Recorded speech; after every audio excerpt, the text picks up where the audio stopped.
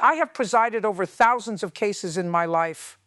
Runaways, fraud, broken contracts, families tearing each other apart over things that no longer even mattered. But the day a 10-year-old boy stood alone at the defendant's table while I felt anger rising in my chest, that day has never left me. His name was Tyler Brooks, small for his age. Oversized hoodie swallowing his frame. Sneakers with the toes peeling up just slightly, like they'd been dragged more than walked. He didn't look at me when I called the courtroom to order. He stared at the floor. The charge sounded almost ridiculous when the clerk read it aloud. Destruction of property, theft, assault, all inside a neighborhood grocery store. The store owner, Michael Donnelly, stood rigid on the opposite side, thick neck, red tie pulled too tight. His jaw flexed every few seconds like he was chewing on the memory.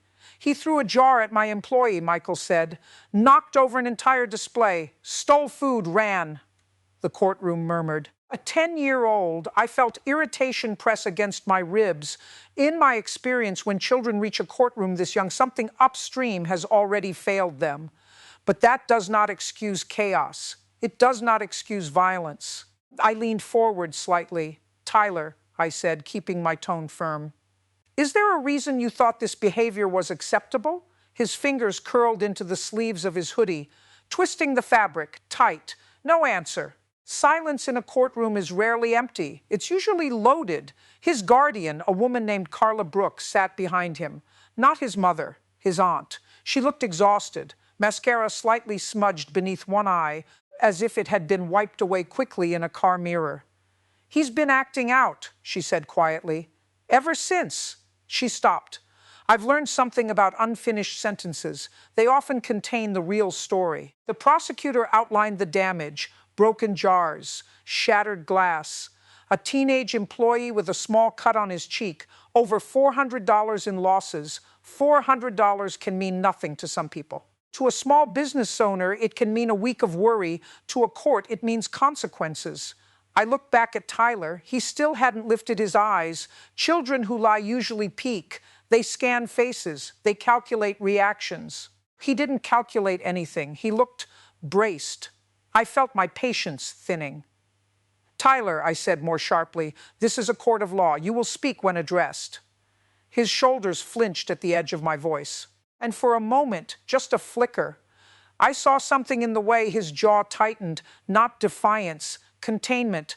There's a difference. Michael Donnelly requested restitution, mandatory counseling, community service. Kids need to learn, he said. If you don't stop it now, it gets worse. That line always sounds reasonable. Until you ask what you're really stopping, I was prepared to lecture him, to make an example out of him in the controlled, measured way judges do when they believe discipline is mercy. Then I asked a simple question. Tyler, what did you take? His throat moved as he swallowed. The entire courtroom waited, even the air felt suspended, and when he finally spoke, his voice was so quiet I had to lean forward to hear it. Bread, he said, just that, bread. And suddenly my anger began to shift. But I still didn't know the truth, not yet. When he said bread, something in the room loosened, not sympathy. Confusion, Michael Donnelly frowned. It wasn't just bread, he snapped. He grabbed peanut butter and a jar of sauce. He made a scene. Tyler's fingers tightened deeper into his sleeves. I watched his hands. Children who steal candy look nervous. Children who steal food look ashamed. There is a difference. Why? I asked him. He didn't answer. His aunt shifted in the back row. Her purse slipped from her lap and hit the floor with a dull thud. She didn't pick it up immediately. She just stared at the back of his head. I've learned that when adults avoid looking at a child in court, it's often because they feel they've failed them.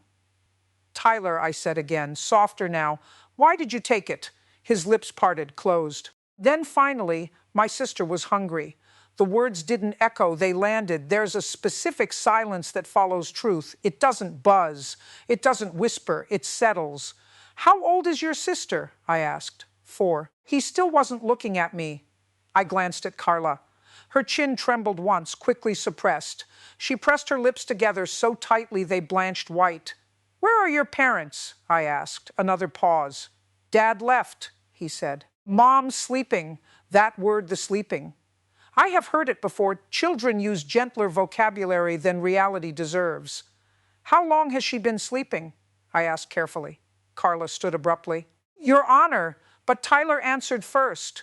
Since Tuesday. It was Friday. A faint murmur rippled across the benches. Michael Donnelly shifted his weight, irritation turning into something less certain. In my years on the bench, I have learned to listen not only to what is said, but to what is avoided. No one had reported a death, no ambulance record had been entered, no police welfare check mentioned. I felt something cold move through my chest. Carla, I said evenly, when did you last see your sister? She looked like she hadn't slept in days.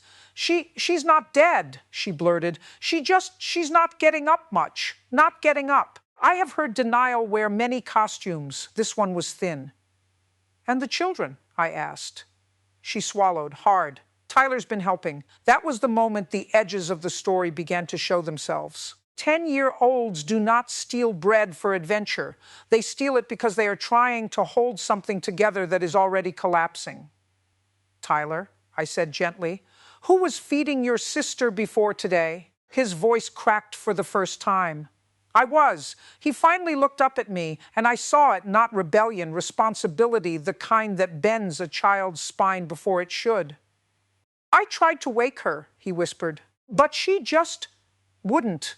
The prosecutor shifted uncomfortably. Papers stopped moving. Michael Donnelly looked at the boy differently now. But there was still the matter of the thrown jar, the shattered glass, the injured employee. Why did you throw it? I asked. His jaw tightened again, and this time I recognized it, not anger, desperation.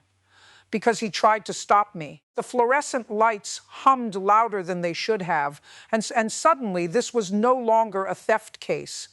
It was something else entirely, something no one in that courtroom had prepared for. And I realized we were missing a piece, a very dangerous piece. I have seen desperation before. It usually smells like alcohol or sounds like shouting. This one smelled like detergent and dust, like a child who had been doing laundry alone. Who tried to stop you? I asked.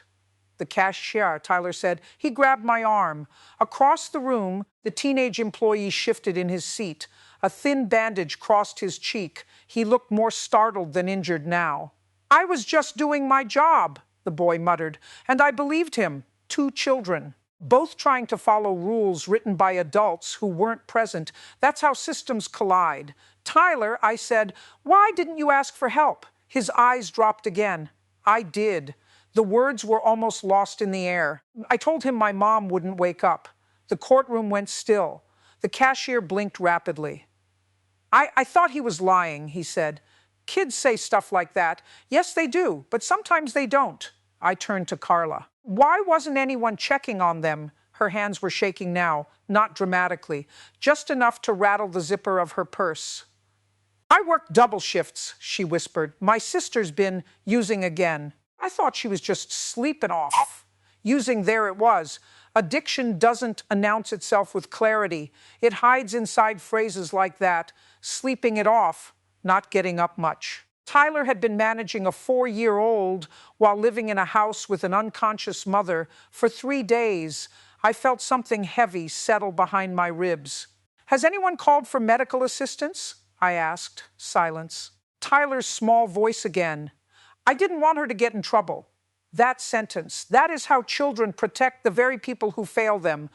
I pressed the intercom on my bench. Bailiff, contact, emergency services. Request an immediate welfare check at the address on file. The room shifted from courtroom to crisis in seconds. Papers were forgotten. The prosecutor stopped taking notes. Even Michael Donnelly looked pale. Tyler stood frozen, as if unsure whether he had just done something wrong. Am I in more trouble? He asked me. His voice didn't shake, but his hands did. I have sentenced men twice my size who trembled less. No, I said quietly, you are not. The sirens outside grew louder this time. Real. Approaching, and I realized something that has haunted me ever since. We were all prepared to discipline a child. None of us had asked whether he was surviving something. Justice can become blind in the wrong ways. It can measure broken jars more quickly than broken homes. Minutes later, my clerk handed me a note. Emergency responders were on site. The mother was alive, but barely conscious, severe dehydration, suspected overdose, the air left my lungs slowly. Tyler didn't cry. He just nodded once, as if confirming something he already knew. And in that moment, I understood something that made my earlier anger feel almost unbearable. He hadn't stolen out of impulse. He had stolen on a timeline. A 4-year-old's hunger doesn't wait for bureaucracy. But there was still one detail that troubled me, one detail that didn't fit: the shattered display, the force of the throw. Desperation explains theft. It doesn't fully explain fury. I looked at Tyler again. Tell me exactly what happened in that store, I said.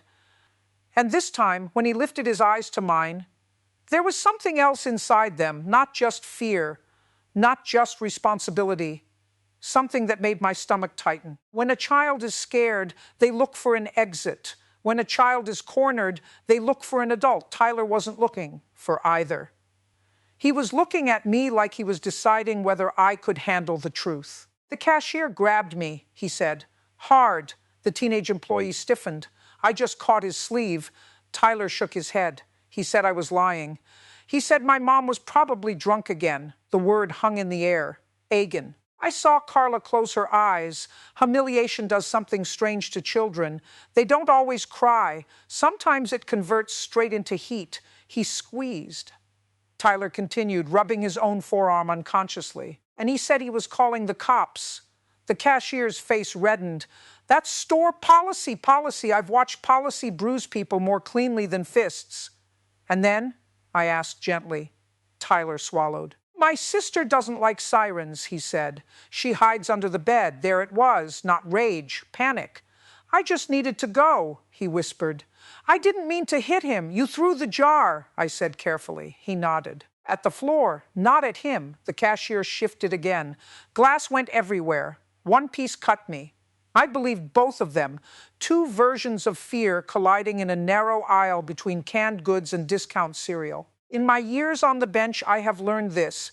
Most chaos begins when two people feel powerless at the same time.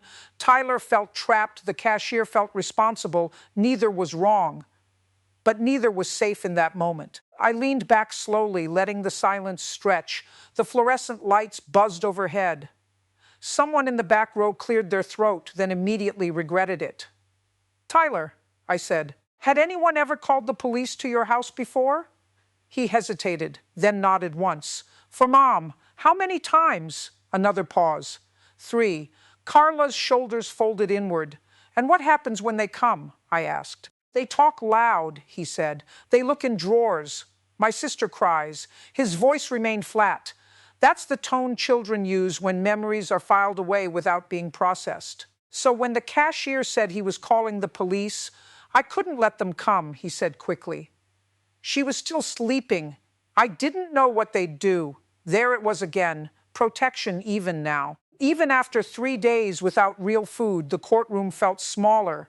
I looked at the bandage on the cashier's cheek, then at the photographs of the shattered display, then at Tyler's thin wrists disappearing into his sleeves. $400 in damage, 3 days of hunger, a mother unconscious, a 4-year-old hiding from sirens. Justice is supposed to weigh facts, but facts without context can become cruelty. I felt the earlier version of myself, the irritated judge ready to lecture, quietly dissolve. Still, there was law to consider. An employee had been injured, property had been destroyed. It matters in this courtroom. But so does capacity. I folded my hands and looked directly at Tyler. Did you want to hurt anyone? His answer came without hesitation. No. And for the first time since he'd walked in, I believed him completely. But belief alone does not close a case.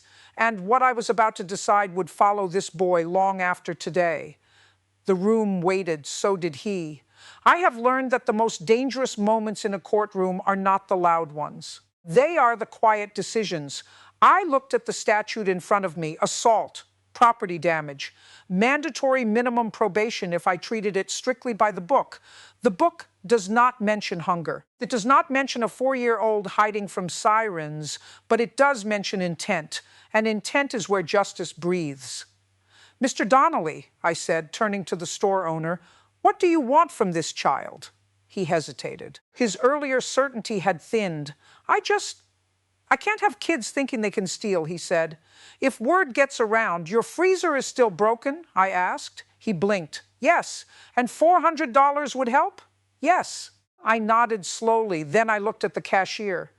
Do you feel he tried to attack you? The teenager shifted in his chair.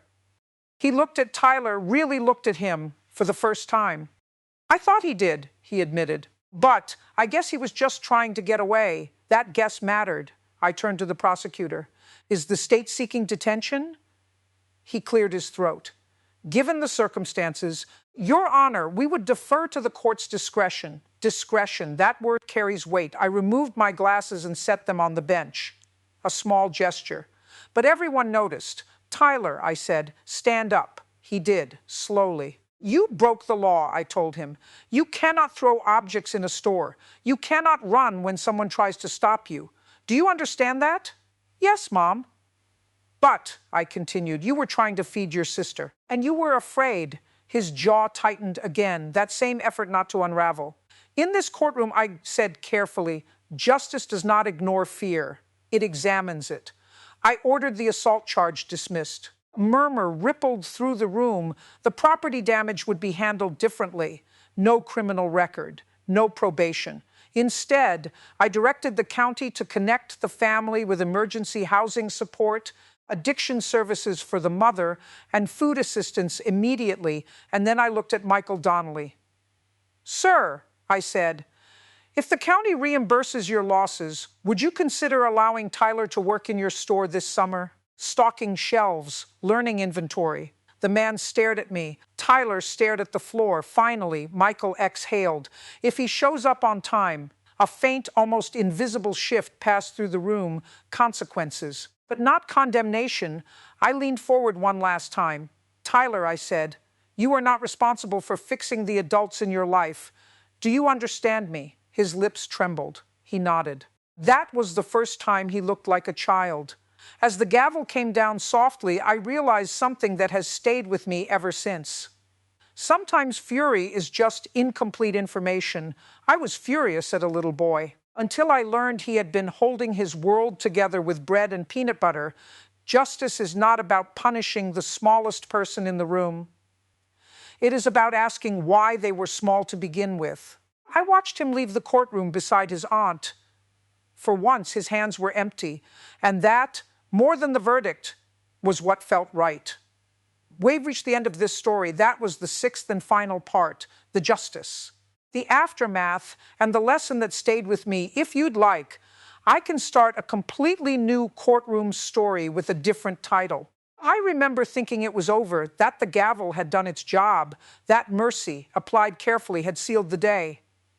I was wrong. 3 weeks later, the file landed back on my desk, not because Tyler stole again. Because the store had filed a civil complaint, Michael Donnelly was suing Carla Brooks for defamation. I stared at the paperwork longer than I should have. According to the complaint, word had spread online that his cashier assaulted a starving child.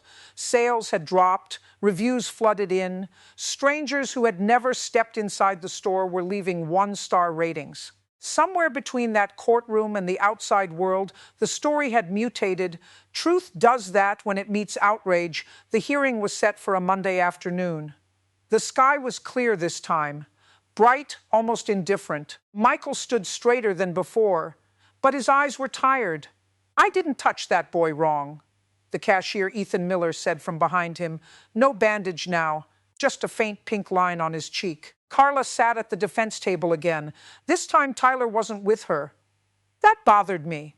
Where is Tyler? I asked. She hesitated. He's with a social worker, she said. They found something. The air shifted. In the house, I asked. She nodded. A pipe, small plastic bags, residue on the kitchen counter where the 4-year-old could reach. The state had opened a neglect investigation. Mercy in a courtroom does not stop the machinery outside it. I felt the weight of it. Michael cleared his throat. Your Honor, my store's been dragged through hell. I didn't know the kid's situation. I just followed policy. Now my name's everywhere. He wasn't wrong. Pain had simply changed direction. In my courtroom, I said slowly, we deal with facts, not comment sections. A faint ripple of restrained laughter, quickly swallowed. Then Carla did something I did not expect. She stood up without being asked. I didn't post anything, she said. But I didn't correct it either. Her hands were shaking. I let people believe he hurt Tyler.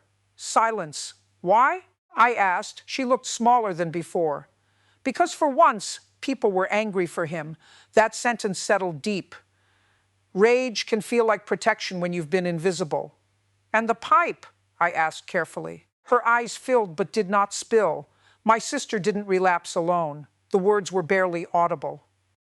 Tyler told the social worker he'd seen Mr. Donnelly's son at the house. Michael went still. My son, he said sharply. That's ridiculous. But I watched his face, the tiny muscle near his temple. Denial arrives faster when it's rehearsed. Ethan, I asked quietly. The teenage cashier's breathing changed. He wasn't just an employee. He was Michael's son. And suddenly the pieces began shifting into something far more complicated than a jar of peanut butter. Because if that boy had been in Tyler's house, then this wasn't just about a store aisle. It was about proximity, influence, and adults who might have known more than they admitted. I folded my hands. Justice had just reopened its eyes. There is a particular kind of silence that falls when a father realizes the courtroom is no longer pointed at a stranger. It had that weight. Your Honor, this is absurd, Michael said quickly. Too quickly. My son goes to school, comes home, works weekends. That's it. Ethan didn't echo him. He stared at the defense table, at the empty chair where Tyler had sat weeks earlier. Ethan, I said, calm but direct, have you ever been inside the Brooks residence? His jaw tightened, that same tightening I had seen in Tyler. Fear looked similar at any age. Answer the question, I said. Yes. Michael turned slowly toward his son. What? It was just once, Ethan said. Maybe twice. Carla let out a sound that wasn't quite a laugh. 3 times, she whispered. The fluorescent lights hummed above us again, harsh and unkind. For what purpose? I asked. Ethan swallowed. I knew Tyler from school. He asked if I could bring food, said things were bad. Food, the word echoed in my mind. You brought food? I asked. Yes. Michael's face shifted from anger to confusion. Why wouldn't you tell me? Ethan didn't answer that. I leaned forward slightly. And the pipe? His fingers curled against the table. I didn't bring that, he said quickly. I swear. But you saw it, I said. A pause. Yes, in plain view. Right. He nodded. And you did nothing. It wasn't an accusation. It was an observation. He looked down. I thought it wasn't my business. There it is, the sentence that builds most tragedies in America. Not my business, Carla's voice broke through. You were in that house. You saw her passed out. Ethan's breathing became shallow. She told me she was fine, he said. She said she just needed rest. Addiction often speaks clearly enough to sound believable. Did you ever see Tyler alone with his sister while their mother was unconscious? I asked. Another nod. And you left. His voice cracked. I didn't know what to do. That answer, I believed. But belief does not erase responsibility. Michael stepped back from his son as if space might protect him from implication. You never told me any of this, he said, stunned. Ethan's eyes were glassy now. You're always working. The courtroom shifted again. Suddenly, this was no longer a case about defamation. It was about a chain of adults. Some overwhelmed, some distracted to act, some willfully blind, orbiting 2 hungry children. I felt something settle in me. Not anger, clarity. Mr. Donnelly, I said slowly, did your son tell you he'd been visiting that home? No. Did you ever ask where he was when he said he was out? Michael hesitated. No policy, reputation in T-sheets. And meanwhile, his son was stepping into a house where a woman was slipping further into addiction. Justice is rarely about one villain. It is about accumulated neglect. I looked at Ethan. When Tyler said his mother wouldn't wake up in the store, did you already know that was possible? The question hung in the air like a blade. Ethan's shoulders collapsed. Yes. The room inhaled as one, and suddenly the jar thrown across that aisle looked very different when he said yes. Something inside that courtroom shifted permanently, because now we were no longer discussing a misunderstanding. We were discussing knowledge. Explain, I said quietly. Ethan wiped his palms against his slacks. The last time I was there, she wouldn't wake up. Tyler was shaking her. The little girl was crying. Carla covered her mouth. I told him she'd be fine, Ethan continued. I said adults sleep hard sometimes. You didn't call anyone? I asked. He shook his head. I didn't want to cause trouble. Trouble, that word again. In my years on this bench, I said slowly, I have noticed something tragic. People are more afraid of being uncomfortable than they are of being wrong. Ethan's eyes filled. When Tyler came into the store that day, I continued, and said his mother wouldn't wake up, you already knew that was not a joke. He nodded, and yet you grabbed him. His voice broke. I panicked. Yes, he did, but panic built on guilt feels different than panic built on policy. I turned to Michael. Sir, your son was aware that a minor was living in a potentially dangerous home environment. He did not report it. He did not inform you. And when that same child appeared desperate, he chose force over concern. Michael's face had lost its color. You're saying this is our fault? He asked, barely audible. I'm saying, I replied evenly, that responsibility is rarely isolated. The civil complaint for defamation suddenly felt hollow. Carla stood again. I didn't post anything online, she said. But maybe someone at the school did. Or a neighbor. People knew she was using. And that's when another piece surfaced. I looked at the file from Child Services. A note highlighted in yellow, anonymous tip.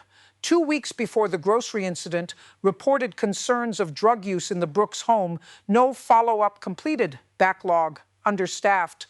Another adult system that knew. And waited. I felt a quiet anger rise. Not the sharp kind I had felt at Tyler weeks ago. This was heavier, slower. 2 children had been orbiting a collapsing center. A teenager had seen it. A store owner had missed it. A school had suspected it. The state had logged it. No one had moved fast enough. And when hunger finally forced movement, we nearly criminalized the smallest person involved. I removed my glasses again. Mr. Donnelly, I said carefully, you are free to pursue civil remedies. But understand this, further public examination will not narrow this story. It will widen it. He understood. The complaint suddenly seemed very small in his hands. I dismissed the defamation case without prejudice, urging private mediation. But before I closed the session, I looked at Ethan. Young man, I said, the law does not punish you for what you failed to report, but your conscience might. He nodded, tears finally slipping down. And as the courtroom emptied, I realized something unsettling. The twist in this case was not a hidden villain. It was layered silence. And silence, when shared by many, becomes a system. But the story wasn't finished, because later that evening, A.B. received a call that made my hands go still. It was nearly 8:40 p.m. when my clerk called. Judges do not usually take calls about closed hearings at night. Her voice was tight. Your Honor, Tyler's mother coded in the ambulance. For a moment, I said nothing. Outside my office window, the courthouse steps were empty. Streetlights casting long, thin shadows across stone. Is she alive? I asked. Yes, they revived her. Revived, a word that always feels temporary. She asked for Tyler, my clerk added quietly. I drove to the hospital myself, not because procedure required it, because sometimes the robe comes off and you still remain responsible. The hallway smelled like antiseptic and overworked air conditioning. Carla sat outside the ICU room, elbows on knees, staring at the floor tiles like they might rearrange into answers. Tyler sat beside her, holding a hospital bracelet they had cut from his mother's wrist.